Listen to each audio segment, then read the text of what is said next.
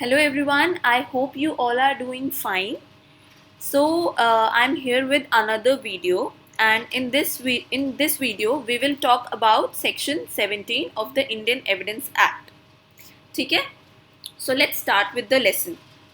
अच्छा, सेक्शन 17 पर जाने से पहले आपको ये पता होना चाहिए कि एविडेंस एक्ट में सेक्शन 17 में सिर्फ उसका डेफिनेशन दिया हुआ है, सेक्शन 18 से 20 में दिया हुआ है कि कौन कौन पार्टीज एडमिशन दे सकती है. Like there is a list of people who can make admissions in the court. Okay, and from section 21 to 30 में सर्कमस्टांसेस मेंशन्ड है जिनके अंडर एडमिशन दे सकते हैं. मतलब अगर आप कोई भी एडमिशन देते हैं तो वो तभी कोई भी स्टेटमेंट देते हैं तो उसको एडमिशन तभी मानेंगे जब ये सारे सर्कमस्टांसेस फॉलो हो रहे हैं. Okay, so now let us look at the language of section 17. Section 17 says that an admission is a statement, oral or documentary or contained in electronic form, which suggests any inference as to any fact and issue or relevant fact, and which is made by any of the persons and under the circumstances hereinafter mentioned. Okay, so इस section में basically broadly 3 point सामने आते हैं जो आपको याद रखने हैं. फर्स्ट, कि एडमिशन इज अ स्टेटमेंट जो 3 फॉर्म्स में हो सकता है, ओरल, डॉक्यूमेंट्री और contained in an electronic form. मतलब या तो वो स्टेटमेंट आपने खुद कोर्ट में बोला है, ठीक है, दैट इज ओरल, या उसे कहीं लिखा है, या वो किसी अकाउंट्स बुक में मेंशन्ड है. ठीक है, जैसे आप कोई भी एंट्री करते हैं अकाउंट बुक्स में, ठीक है, तो that will also be considered as an admission on your part. या फिर कोई इलेक्ट्रॉनिक फॉर्म में है, जैसे आपकी कोई वीडियो है जिसमें आपने कोई स्टेटमेंट बोला है तो वो इलेक्ट्रॉनिक फॉर्म में हो जाएगा. ठीक है, that will also be considered as an admission. Second point is admission या कह लीजिए जो स्टेटमेंट दिया गया है वो रेलिवेंट होगा तभी जब वो किसने दिया होगा, सिर्फ उन लोगों ने जो सेक्शन 18, 19 और 20 में मेंशन्ड है. ऐसे कोई भी रैंडमली आके एडमिशन नहीं दे सकता, और अगर वो बोलेगा भी तो वो रिसीवेबल नहीं है कोर्ट में.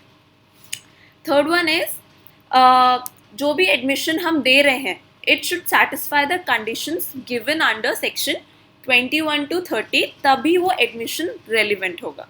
ओके, सो अब हमें ब्रॉडली ये तो पता चल गया कि एडमिशन किस फॉर्म में और कौन कब दे सकता है और वो कब रेलिवेंट माना जाएगा. Now let us come to the core part जो एडमिशन को डिफाइन करता है. मतलब बाकी सब स्टेटमेंट जो अलग अलग सेक्शंस के अंडर दिए गए हैं, जैसे हो गया कन्फेशन, ठीक है, ये भी काइंड ऑफ स्टेटमेंट है.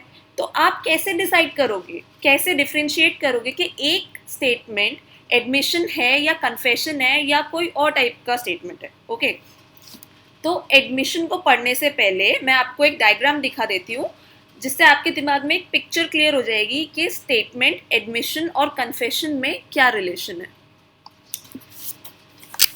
तो basically statement is anything stated, मतलब जो भी आपने ट्रायल या इन्वेस्टिगेशन में जो भी बोला है दैट इज अ स्टेटमेंट.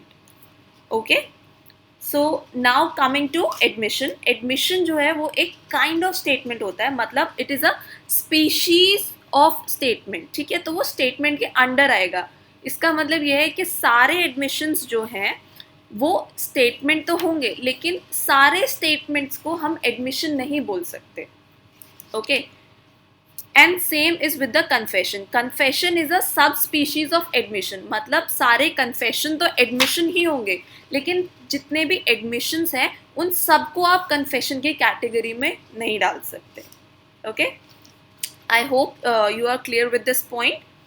अब देखते हैं कि कैसे पता चलेगा कि कोई स्टेटमेंट एडमिशन है कि नहीं. तो इसके लिए एक बहुत इंपॉर्टेंट लाइन दी गई है सेक्शन 17 में, वो है which suggest any inference as to any fact in issue और रेलिवेंट फैक्ट.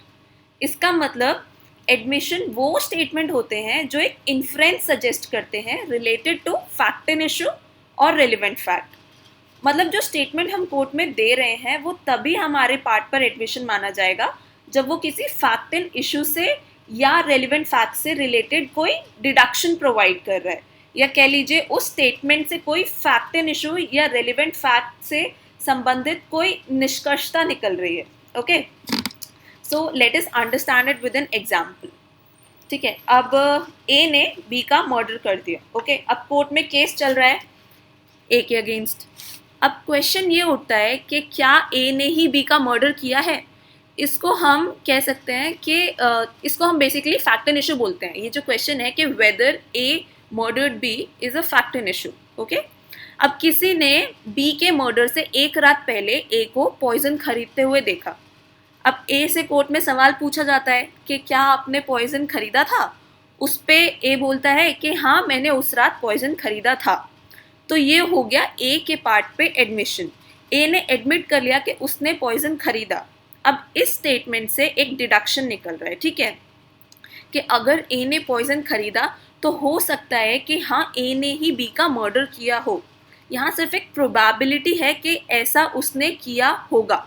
ठीक है, लेकिन उससे ये प्रूव नहीं होता है कि ए ने ही बी का मर्डर किया है. There is just a deduction out of it कि हाँ, अगर पॉइजन खरीदा है तो मे बी हो सकता है ए ने मर्डर किया हो.